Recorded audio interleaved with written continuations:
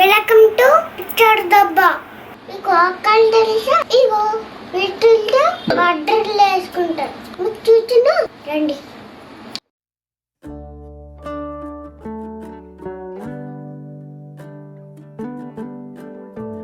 కడిగి ఆడపెట్టిన బొక్కాయలు పావుకాయ తీసుకోండి. శనగ నీళ్ళుగా తడుకోండి, బాగుంటాయి. మీకు కావాలంటే ఇంకా చిన్న ముక్కలు తడుకోవచ్చు, మీ ఇష్టం.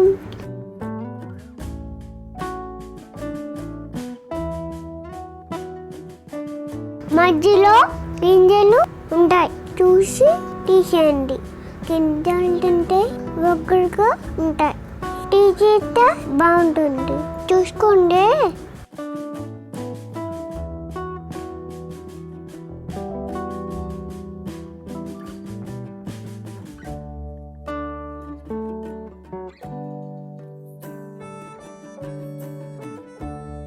తడిగేసిన ఒక మొక్కలు రెడీ.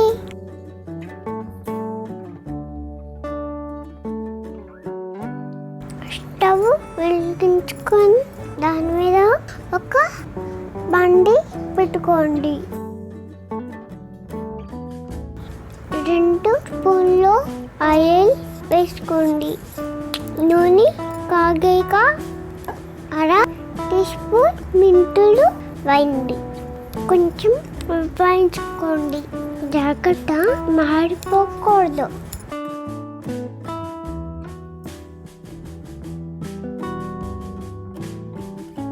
ఒక టీ స్పూన్ ఆవాలు వేసుకోండి.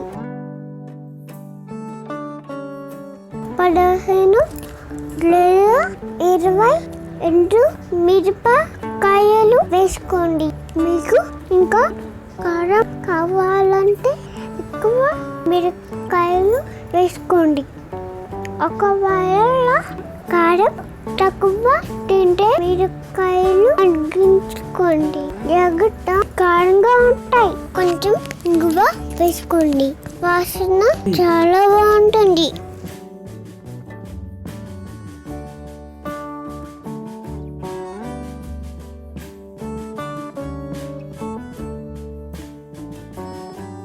కొంచెం పసుపు వేసుకోండి, మంచిది.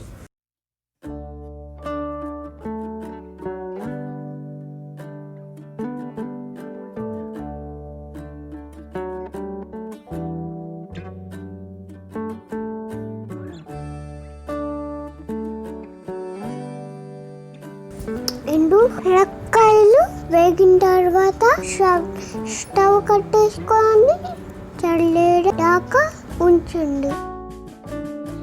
చల్లేదాక మిక్సీ పట్టుకోండి. ఎక్కువ మిక్సీ తిప్పకండి, మనకి కొంచెం మడక ఉండాలి. స్మూత్గా పొడిలాగా చేసుకోకండి, సరేనా? మిక్సీ వేసేటప్పుడు తగినంత ఉప్పు కూడా వేసుకోండి. మీ రుచికి సరిపడంత జాగ్రత్త చూసి వేసుకోండి. ఇదిగో ఇలా పొడిగా చేసుకోండి. కొంచెం నూనె వేసుకొని దాంట్లో మనం చేసుకున్న కారం వేసుకొని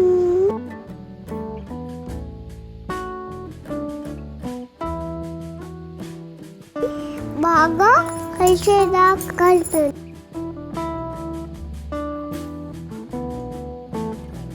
అంతే, వక్కాయ బద్దలు రెడీ.